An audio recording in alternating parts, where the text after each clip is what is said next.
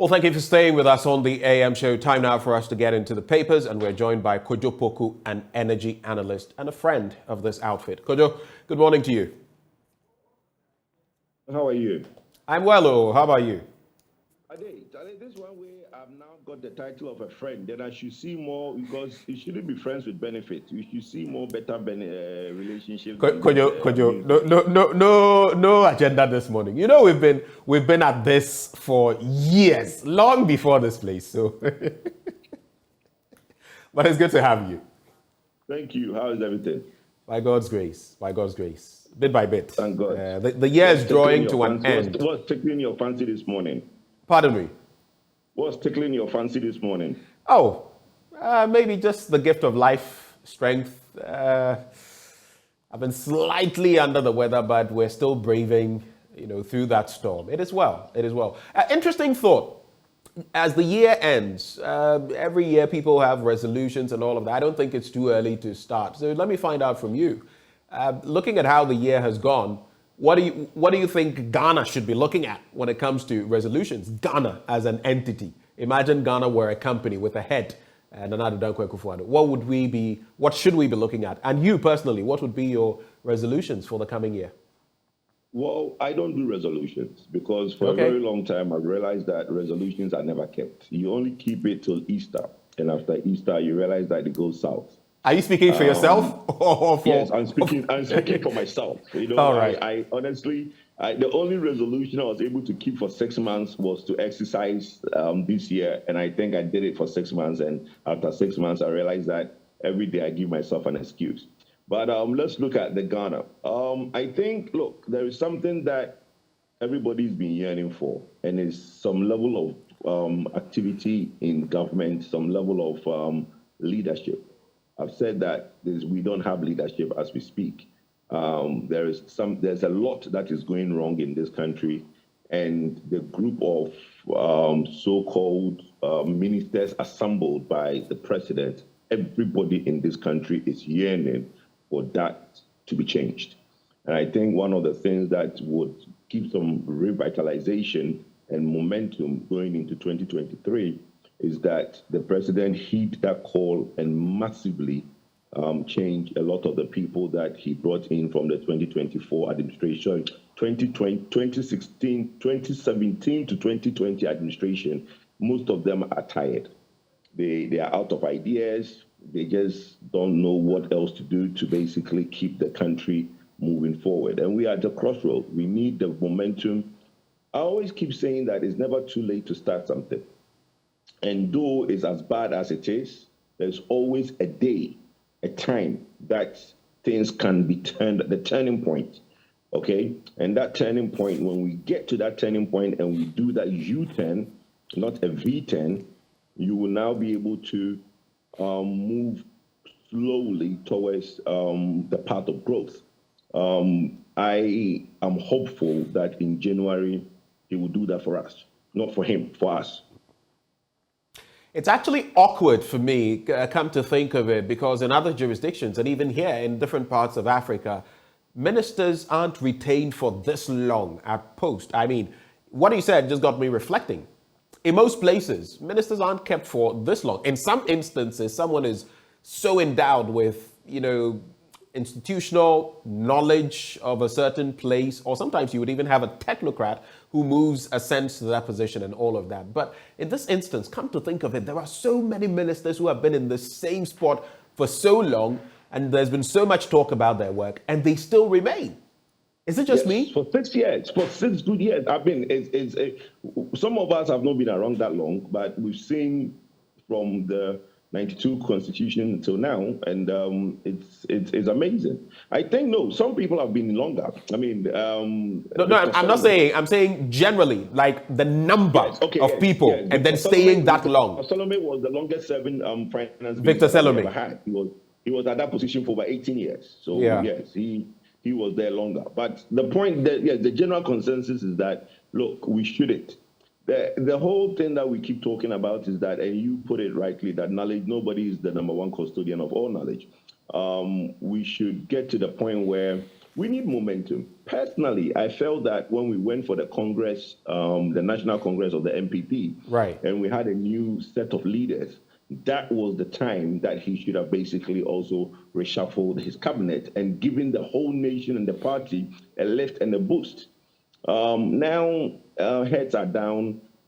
Everybody is basically dragging their feet, thinking that, oh, is it going to go well? But I think that the new ideas will come in when in January, hopefully, he listens to our call and reshuffle his government.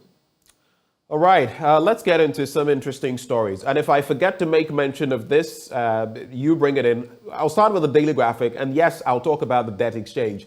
But should I forget to talk about the TUC stance, please attach it to what your reflection will be on that, because the TUC is saying they are not going to comply with this debt exchange thing, that they don't feel it will inure to the benefit of their pensioners, their members who pension off, in terms of steeping their pensions into this enterprise and what the cost would be for them. And they are calling on the president to look at alternative measures and to show example by downsizing his government. On State of Play, a few days ago, sometime on Wednesday, we're talking about the Afro, government's Afro, and how we are getting, the rest of the people are getting a haircut. So what do the optics show? You can attach that to your reflection on this. Debt exchange, panacea for strong market. That's according to the finance minister, and that's the banner headline as far as the daily graphic is concerned. So the story says, the government's debt exchange program will help tidy up the bonds market and develop it into a world-class status, the Minister of Finance, Ken Ofori-Atta, has said. He has therefore urged Ghanaians and all bondholders to support the government to chart the difficult path to improve the finances of the country. Currently, there are over 60 different bonds and treasury notes with various coupons, that is, interest rates and maturity periods. The maturity periods range between 2 and 15 years. 3 of the bonds have maturity periods of 12, 15, and 20 years. This means almost every month, the government has to look for money to pay interest and also pay out maturing bonds. Now, about 8 billion Ghana cedis of the debt in the bond market is owed to individuals who constitute about 5.8% of the estimated 137 billion Ghana cedis as far as domestic bonds are concerned. However, to wrap, the individual bondholders are exempted from the debt exchange program as they can hold to maturity and also enjoy the same coupon rates. So this is what the finance minister is saying.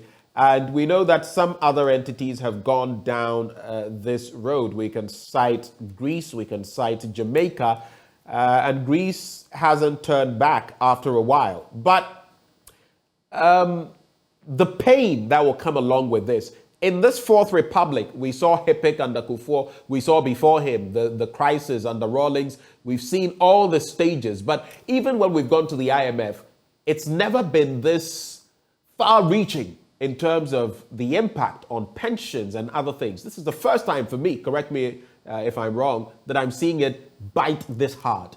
What is your take, Kojo? Well, look, when I see this word panacea, I laugh, because when was the last time we keep hearing this panacea word? When e-levy was being introduced, and we were basically championing e-levy as the panacea to all our problems. In other words, a cure-all, a full-scale solution, and we don't even have those. I don't know if you've ever boarded the bus from Kumasi to Accra, and a gentleman gets on board, and he has one medicine, and that medicine can cure 1,001 things. You know, he starts off from cocoa, then he moves on to your head, your this. That one medicine would basically save all the life problems that you have. Look, I find it very unfortunate when we are touting a certain solution as if it's our fault as a nation. The Minister of Finance and the Ministry of Finance, as I speak to you this week, is still on the local bonds market raising money. Okay? So you are still in the bonds market raising money. But then our money is with you, and you are trying to make it look like, look, we basically not enjoying the full benefit of our investment is the solution to your problem. Now, who calls up? You know, if that's the case, and we've always known that's the case, but it's just unfortunate that when the Ministry of Finance or the ministers make it look like They are endowed with all the knowledge in the world and they do not have to listen. But as a citizen and for somebody who read history, I know that the fundamental of democracy, of society that we live today as a country, is that there is burden sharing. We give what we have to a leader to look after us and make decisions for us. Unfortunately, that's the system that we have as a governance, as government, okay? So when we give those resources to you and you are doing certain things, and we, the citizenry, come and tell you that, look, please stop what you're doing because it will not benefit us. Don't tell us that you are the one in government, so you do as you may and then wait for 4 years and change as if you will. Now you are telling us that we don't enjoy our money because we need to help you solve a mess you created, okay, so that what? Ghana will be better off for it? Ghana was better off for it if you have implemented the right policies, the policies 6 years ago. So for me, I'm very passionate about this thing where you have basically gotten to the point where your policies did not work. Apologize to Ghanaians. Look Ghanaians in the face and say, I'm sorry, I have failed. It doesn't make you a bad person, just that you have. And the borrow has led us here. So please, Ghanaians, help me. That is the word, not to be telling us about how if we do this, it will this. Yes, we all care about Ghana. But did you care about Ghana when you're making certain policies? Did you care about Ghana when you're making certain decisions? And we, civil society, told you that this will not help. As we speak, go to GMPC and look at the mess that's going on at GMPC. And we talk as civil society, and nobody listens. Now we get to a point where GMPC will get into a problem, and we all have to pick up the tab. That is why civil society is very passionate about what government does. And I have a friend who always be in my ears and tell me, Bakojo, why do you care? Just leave them do what they are doing. They're ones in government. That's the problem. If we think they are the ones in government and they do the things they do, bottom line, what happens? And in the end, it makes sense because what is government? Government is us. We cede our power to some individual because not all of us can rule at the same time. So we are government. So government is me and you. So when you are making those decisions and the people are crying out to say, don't do it, please don't do it. Because the bit of the TUC, but you see, but let me correct this. And last week I made this assertion on your platform. So let me, before you get to the TUC, I know I indicated it. Let me just add this because page 13 captures something. Now, the workers have been saying they won't participate in the debt exchange program. And according to them, the 500,000 member union said workers would not be part of the program that would worsen their plight and further plunge them into unimaginable hardship on the back of everything else that we know. Now, at a press conference in Accra yesterday, the Secretary General of the TUC, Dr. Yalba, said, quote, the TUC and all our affiliates have decided that the pension funds of our members will not be a part of the debt exchange program. He said the TUC have written to the Minister of Finance, Ken Ofori-Atta, saying, quote, within 1 week, government should ensure that all pension funds, including SNIT funds, be exempted. If government refuses to accede to our demand, we will advise ourselves. You can go ahead, Kojo.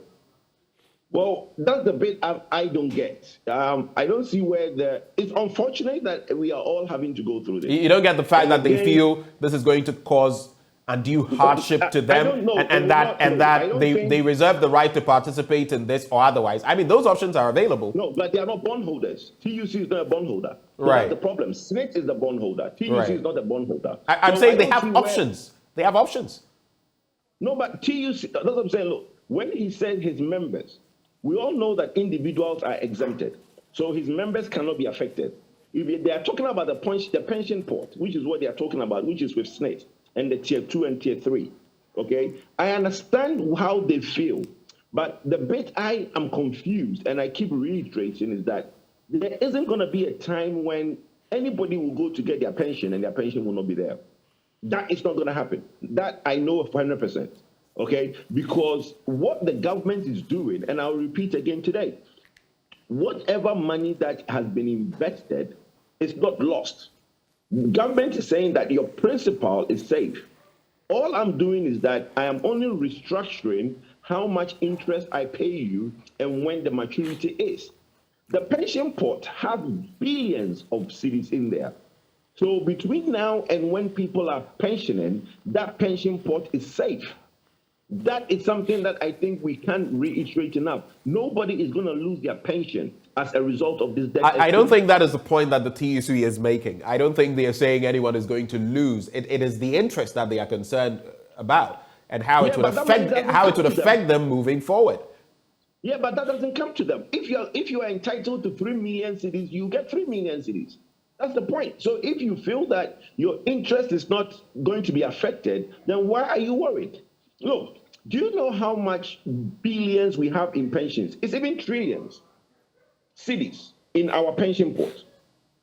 Now, and you say we have that, but interestingly, there have been concerns. I mean, SNIT, for example, there have been decades, so many years of people complaining about the paltry sums that are paid, and it goes back to some of these issues. And you're saying we have those billions and even trillions, and they have not. The increments are so minimal over quite a large space of time. I mean, you know those issues. So how does that factor into the conversation? That's the conversation that we should have.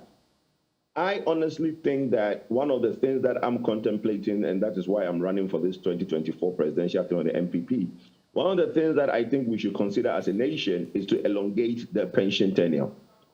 Okay? From what to what? So 55 for women, 60 for men. What do you mean? Elongated how? I think we should go the UK route, because look, everything that's happening in the UK will eventually catch up with us. People are living longer. People are pensioned at 60 and living to 85. These days, you see a lot of 82, 83-year-olds, and they're very strong. Okay, so people are pensioned at 60 and living to 85. That's 25 years on a pension. So my take, and that is what a lot of emerging markets and developed nations are doing. They are extending the 60 to maybe 65 to 69 years.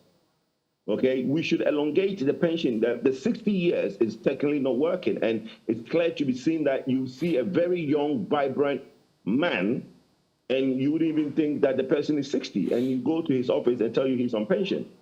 So I think that we need to look at that, and that is why people are getting very small, because they are living longer, and if we don't do that, we will run out of the pension pot.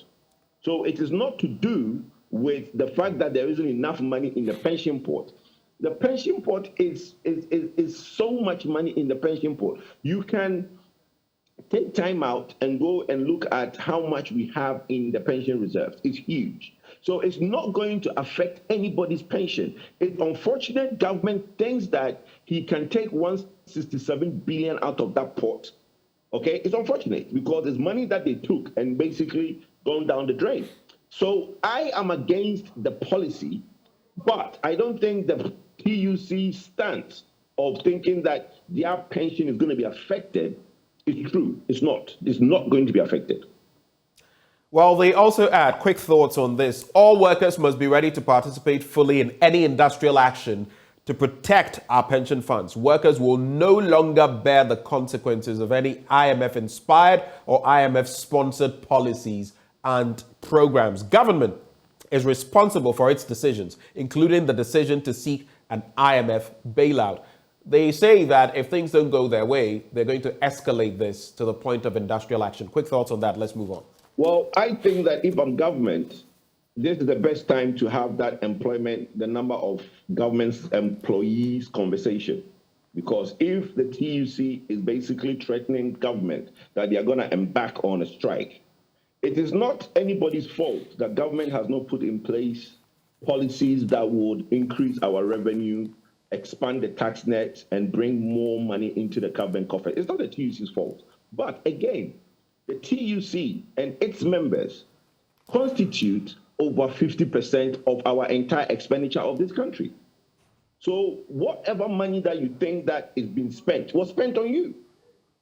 So our expenditure in this country, by large, is on workers' remuneration. So that conversation, you can't take yourself out of it because you are part of the problem. Like I said, I'll reiterate, it is not their fault that government has not put policies in place to expand the revenue and expand how much government gets into its coffers. But the expenditure of this country cannot be had without remuneration to government workers. Government is the biggest employer. So for me, If I'm government, this will be the time to bring that conversation to the fore. That, okay, this is the problem I have. I have overbloated, outnumbered. I cannot afford my wage bill. And it's the truth. From as far back as Setepe, we've been advised as a nation to cut down on the wage bill. And nobody has done it. Okay? So if this, at this juncture, I think it will be the best time for government to come up with that conversation, Okay. for government wage bill, and find a way. Because look, in a way, to freeze employment over a period, that is a way of checking government employment into government sector. So they've frozen that. But is that enough to freeze the intake? Is it enough? No, I don't think it is. The existing number has to be looked at. Some of the suggestions out there has been that government should look at, before you look at the elongation of the retirement, you should look at maybe people that might want to do early retirement options. So government should do a one-off borrowing from whatever market that they can borrow from, or look for money to do a one-off payment to anybody who wants to take an early retirement, and then basically extend the retirement age, and then basically look at a way of cleaning up the wage bill. All right. Earth tremor hits Accra again. That story is on page 13. Residents in parts of Accra were thrown into a state of fear and panic following 3 earth tremors that hit the capital yesterday, December the 12th. Within a space of 5 hours yesterday morning, 3 earth tremors had been recorded. The first is around 6:53 a.m., about 4 kilometers radius off Ugbawe.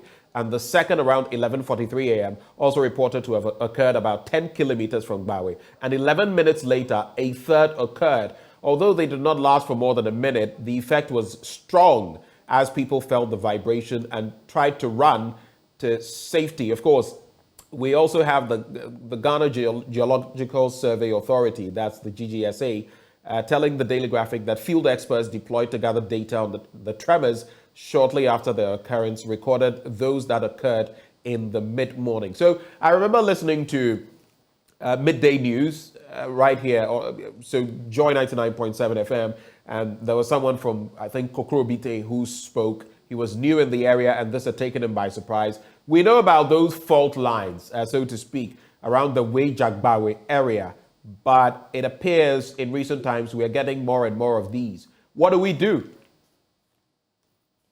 Well, as a nation, we need to have that possibility in our planning. I think that we always thought that the Makati Hill area was earthquake-prone area. Now, within the last 2 years, this will be the second time that we've had a tremor in the country, which is very dangerous. I think that we should start planning with that. The NADMO and all the government policies should start looking at ways of educating Ghanaians in times of. There's been areas that had never had earthquakes. They started experiencing tremors, and then as time goes on, a major earthquake happened. We've known that it's possible because if you look offshore Ghana, there is a plate that just ends at the end of, I think, the salt pond, offshore salt pond, okay? And that plate had a tendency to slide against each other from time to time. Whether we get the effect here or the effect is felt elsewhere is something that has been in the pipeline for some time now. That is why you always hear that the Makati Hill area is a earthquake-prone area. It's something that we need to start planning. The way we build, the way we take into education, safety, and all that. The day that it will come is giving us some warnings already. Touch wood, it doesn't happen, and touch wood is not as disastrous as it should be, or it might be, I should say. We should start planning for those things. And that's exactly what my thinking was. From time to time, we get these things happening. They are only warning signals. And should something happen, I ask myself, in terms of how we put up our buildings, in terms of education, do people even know what you should be doing when there's an earth tremor or there's a full-scale earthquake? Do people know? Are our buildings, especially in that catchment area, are they built a certain way knowing that that place is earthquake prone? So many gaps, and I feel we're just like sitting ducks in this country in so many ways. We just wait. When disaster strikes, then we go all and we're plaintive and we're praying and all of that. Yet we have heads and we should plan ahead. Let's talk sports. On the back page of the Daily Graphic, of course, there's talk about Croatia locking horns with Argentina in that dramatic semis clash. How do you think this will go? So, three of the teams I wanted, I was willing to get into the semifinal, phase, did not get there. Morocco did. I was split because I love Zero, but I also wanted an African team to make the semis, which they did. But as Croatia meets Argentina, what's your projection? What do you think will happen? Well, we have an unfinished conversation. You remember the conversation about Walker trying to say that, it's not going to be a red carpet for Mbappe. And I told you that, look, let's not get into that conversation. So let's do this. I didn't say that. It was Walker making all the noise. But the point is, in the first half, he pretty much locked down Mbappe. He didn't allow him to operate. But in the second half, it was clear who the faster runner was. Kylian Mbappe. Clear. Exactly. So at the end of the day, we settled it from there. Right. Look, the best. I think that is a good thing. Morocco is in there, and Morocco being in the semis is a good thing for Africa. Ghana had a chance to do it, but we couldn't, and then now it's in there. I think it's better that we are in there. The good thing going forward is that we need to now look at how we all support Morocco. To basically, if they can get into the finals, can you imagine what it means for Africa to be in the finals? It would be huge. I don't know if they can beat France, but look, we're all going to support them and see if they can. Well, we don't know whether they can do that, but here's the interesting bit. We didn't think they would top their group with the likes of Belgium and the rest. Belgium's second-place team on the FIFA rankings. They did. We didn't think they would beat Spain. They did. We didn't think they could beat Portugal. They did. So I guess we can just keep hanging on, and who knows? We may not think they could beat France. They just might. We may not think they would make it to the finals. They just might. We may not think that they can win the trophy, but how amazing it would be if the Moroccans won it. Ordinarily, I would have loved it better for a West African nation, and that's my bias, to win it. But I see in this, it will set the tone for other countries to follow through, like the Cameroonian side did with Roger Milla back then, making it to the quarters for the first time. Since then, Senegal has done it, Ghana has done it, and we could have gone a step further, and we messed it up. So it is what it is. But in other stories, so President Akufo-Addo, 48 others attend second U.S.-Africa Leaders Summit in Washington. And of course, there's more talk about the domestic debt exchange. Disaster at Ata, 11 children killed in road crash. Now, today we're talking about road crashes and how to stem the carnage in our country. I would like you to share some brief thoughts on that. Why do you think we're recording so many road accidents, Kojo? I think that these road accidents, look, let me make this point. I think over 40% of people who drive in Ghana don't know how to drive. And over 40% of people driving in Ghana don't know how to drive. Don't know how to drive. No, they can. When I say they don't know how to drive, they know how to operate the car. But in terms of the road safety, signage, where they have to drive, and all those things, I don't think a lot of people do. And that brings me to the question: do they really go through the learning of the theory part of learning? I don't think that they do that, okay? I don't think they do that, because let me give you an example. When you are in a 3-lane, and we have quite a bit of dual carriages around now, where do you think is the fast lane and what do you think is the slow lane? The slow lane is on your right and the fast lane is on your left. You see everybody drive in the fast lane, which is on the left. Even the Pragya or the big trucks or the trotro, everybody who cannot move faster, the Ubers and all those cars are in the left lane. When you ask them to move along, they start insulting you. Meanwhile, there's 3 lanes. The middle lane and the right lane are slow lanes. If you don't want to be in a hurry, be in that lane. But the left lane is the fast lane. In the UK, if you are seen hugging the fast lane, they'll give you a fine. But nobody cares. Another point, When you get to a runabout, me that I'm in the runabout, I have a right of way.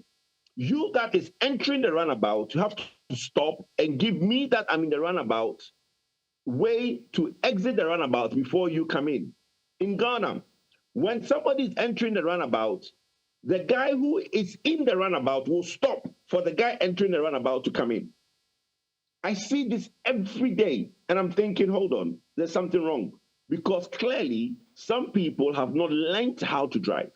And that's why I said people don't know how to drive in this country. And it's because of that that we have But all for the these ones in the accidents that roundabout, sometimes it's because maybe the person may see that the other driver is a bit aggressive or showing intent of moving. And if you, it's happened to me before. Sometimes you just want to avert any collision, so you allow the other person to go before. I agree. Though That's you the have point. technically you have right of way. The right of exactly my point. So the guy who is coming in, if he knows that he has to stop and only enter the runabout when the person in the runabout is clear, then that aggression will not be there. So you talk about accidents, and I'm giving you instances in the urban area. I'm not even talking about when people are overspeeding on the highway, and you see areas where there are two thick lines or one thick line. Whenever you see a thick line, it means that you can't cross over to the other side. You can only cross over to the other side when there is broken lines or there is no thick line. People are overtaken in areas where there's a thick line. And there are times when I have had a cause to argue with MTTB officers when I cross over into a lane and they tell me I can't. And I'm like, look, there's no thick line to tell me I cannot do that. Okay. And there are areas where I have argued because I feel that I learned how to drive in the UK. Okay. I've driven in the US. I had a license in the US. So these are things that you study. When you see a stop sign, doesn't mean roll over, it means stop. You see a lot of people get into a junction where there's a stop sign and they don't care. They rear their head in front of you and expect you to stop so that they go. So those are the things that I think should be enforced in our roads. The signing and the theory of how we drive. Right. Roads, the management of these things. And it really just kicks the hell out of me when I see those things. And those are some of the causes of the accidents in this country. Because people just know how to operate the car, but don't know how to now do the road signs and the management around how we drive in traffic. All right.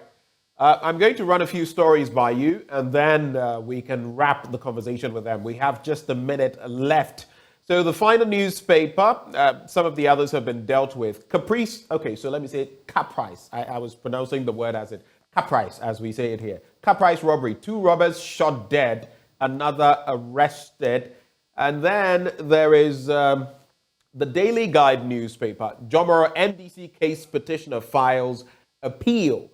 And you know that situation, Dorcas Afotofi was said to have done the right thing by the court, but the petitioner has launched an appeal. D-Day for Ato Essien. And we know that situation. He is, whether we'll find out whether the judge, Justice Bafo, is going to go along with what state prosecutors want and allow him to pay COFAP the 90 million Ghana cedis and go, well, scot-free, as some will put it. And 10,000 Ghana cedis for NDC thugs. On Saturday, some of them engaged in nefarious activities. Gunshots were heard, and the police is on a manhunt for them. We'll wrap with Economy Times. Deloitte wants Ghana to manage debt down to 60% of GDP. So you can pick between Ato Essien, the 10K for NDC thugs, and Jomoro NDC. Quick reaction on one or two maximum, and let's go. Well, why do you put 10,000 cedis fine on these boys when we all know who brought them to these events? Just go and arrest the people who brought them, and they will show you where these guys are. These guys didn't just magically appear at these events. Somebody brought them, okay? I've been going around the country, and I have all these heavily built men come up to me and say, Mr. Poku, we are the ones that will run with you on this campaign. I look at them and I shake my head. I said, no, you're not coming with me anywhere. Okay, so it is the sort of thing that you think you need to take to these events, where it's only a democratic dispensation where people are going to express why do you need heavily built men to come into those venues. So there's no point putting 10,000 on anybody's head. Arrest the big men who brought them, and the big men will tell you where these boys are. It's very simple as that. The issue of Atuesian, I think, is unfortunate. People should be made to pay the money and still go to jail. So I don't think paying the money alone should avert him from going to jail. I honestly believe that he should be asked to pay the money and still do time in jail. Thank you. Thank you, Kojo. Thank you for sharing your thoughts with us. Did you give me your take on Argentina and Croatia? Which team you expect to win? Argentina and Croatia, no, I did not. Honestly, I love Luka Modric. I love Kovacic. And I think that how about the keeper? I think it's Livakovic or something like that. He's been amazing. It will pay me to see Argentina go out because there's a side of me that wants Messi to actually win a cup for Argentina before he retires. Just because Zero couldn't do it, I want Messi to be able to do it. Because I know where you stand on Messi. I know where you stand on Ronaldo. You see, now you see. So the Messi will go out. He will go out. I'm saying it here. Croatia will knock them out and go to the finals again, back to back. I would really love Argentina to win just because of Messi. But Luka Modric is such a fantastic player. I've always admired him from Tottenham to Madrid. And I think Kovacic and those guys are doing a very fantastic job the way they shut out Brazil. So, look, it's going to be an interesting match. But we will all, at this stage, look, everybody can win. At the last four, everybody can win. Anybody can win. Kojo, thank you so much and have a brilliant Tuesday. Thank you. You too. And that is how we get into sports because we're bringing you a lot of talk about exactly that. Argentina, Croatia. Which one of them will progress to the finals of Qatar 2022? More on that in Sports. Stay.